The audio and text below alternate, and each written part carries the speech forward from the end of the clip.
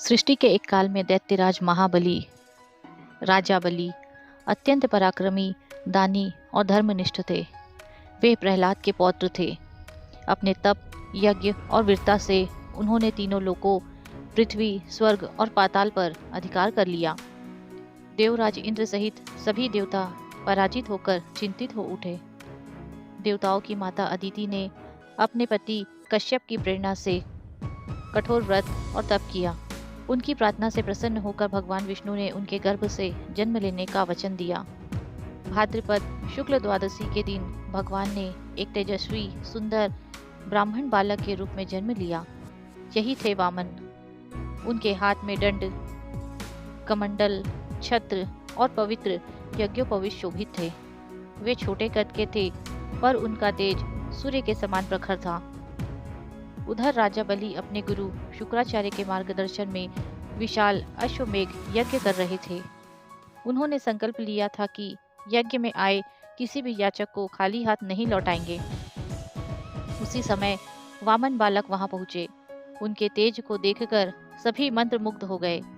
राजा बलि ने आदर पूर्वक उनका स्वागत किया और कहा, हे ब्राह्मण कुमार, आप जो चाहे वर मांगे। वामन ने विनम्र स्वर में कहा, मुझे केवल 3 पग भूमि चाहिए। राजा बलि हंस पड़े, हे बालक, मैं तीनों लोकों का स्वामी हूँ और तुम केवल 3 पग भूमि मांगते हो। वामन बोले, जो मनुष्य अपनी आवश्यकता अनुसार संतुष्ट नहीं होता, उसे तीनों लोग भी तृप्त नहीं कर सकते। राजा बलि ने वचन दे दिया। तभी गुरु शुक्राचार्य ने चेताया, यह कोई साधारण बालक नहीं, स्वयं भगवान विष्णु है। सोच समझकर दान दो। परंतु राजा बलि ने कहा, यदि स्वयं भगवान भी याचक बनकर आए हैं, तो यह मेरा सौभाग्य है। जैसे ही दान का संकल्प पूर्ण हुआ, वामन ने विराट रूप धारण कर लिया। वे त्रिविक्रम बन गए। पहले पग में संपूर्ण पृथ्वी नाप ली, दूसरे पग में स्वर्गलोक समा गया, तीसरे पग के लिए कोई स्थान शेष न रहा। तब भगवान ने पूछा, हे बलि, तीसरा पग कहाँ रखूं? राजा बलि ने नतमस्तक होकर अपना सिर अर्पित कर दिया। प्रभु, तीसरा पग मेरे सिर पर रख दीजिए।